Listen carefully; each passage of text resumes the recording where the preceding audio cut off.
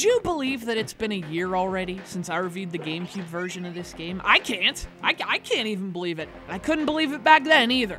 Couldn't believe how repetitive the game was. Couldn't believe how a game that looked that good could be that boring. Couldn't believe how good the new Overkill record was. That was also a year ago already. So obviously it's been a pretty unbelievable year. And now I play this. And now I can't believe that I'd rather be playing the GameCube version. It's Batman! Rise of Sin Tzu! For the Game Boy Advance.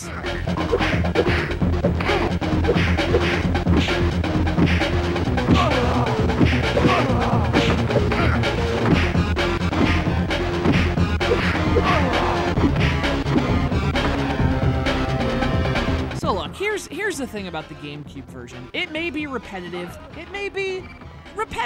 but it's also a really slick kind of repetitive, you know? The presentation's good. Some of the graphics are actually great. There's some really nice effects. So on that level, you know, it's kind of like if you're a Batman fan, you don't mind overly repetitive beat-em-ups that are overly repetitive beat-em-ups, which is an overly repetitive thing to say. Irony. It might be worth picking up for your GameCube, but I can't imagine any scenario where it's worth picking up for your GBA. Just take that money, and you could do any number of things with it. Buy a Batman comic book or a Batman action figure. Batman Returns is like $8 on Blu-ray. And look, I know you kids don't do physical media anymore, but listen, Blu-ray is awesome, and Michelle Pfeiffer on Blu-ray is awesome. And now I've lost my train of thought completely. But that train was in full 1080p and black latex. Speaking of stiff, this game is that. It's like trying to get up off the couch once you've watched Michelle Pfeiffer in Blu-ray and black latex.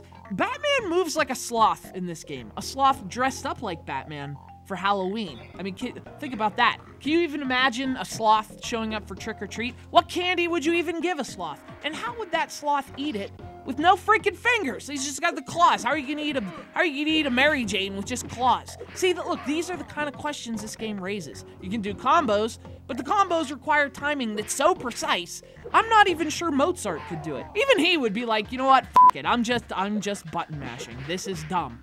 Why am I even playing video games? Video games don't even exist yet. You see, not even Mozart can answer the questions this game raises.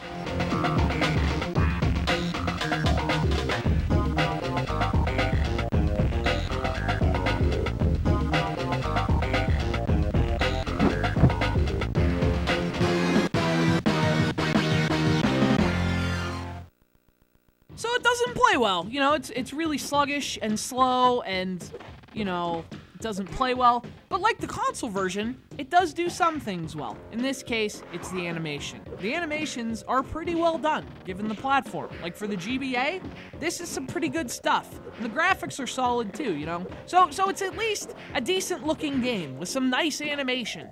Problem is, you're so bored, you don't even notice that. The only thing you do notice is just the seconds of your life. Tick, tick, ticking away. Seconds that you could be using to benefit society. Seconds that you could be using watching Michelle Pfeiffer on Blu-ray.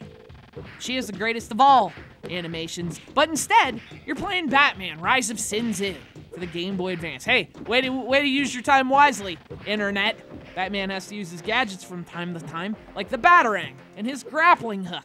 But it's always at like these set places that just make it seem otherwise useless. Like why does he even have them except for those predetermined spots in the levels where he needs them? It's almost like they forgot to incorporate the stuff when they were designing the game. So then they went back and they're like, oh, here you go. Here's something to hook Rufio. I bawled when Rufio died. I couldn't believe that either.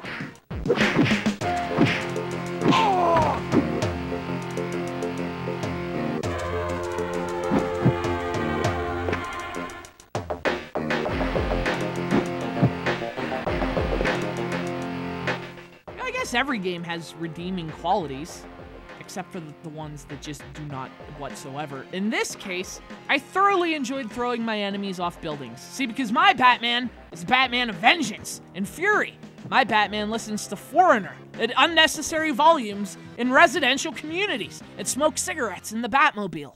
Since no one has the balls to make that Batman game, we have to settle for this one. Except that we don't, because there's lots of other Batman games, so why are we even bothering with this one? Don't do it. Don't fall into this trap. Unless Chris from Jersey City, New Jersey sends it to you, and then you have to review it on the internet. It's Batman Rise of Sin Tzu for the Game Boy Advance. It's not terrible, but it is pretty boring. My Batman is never boring, and I'm willing to sell him, game publishers, for very little money.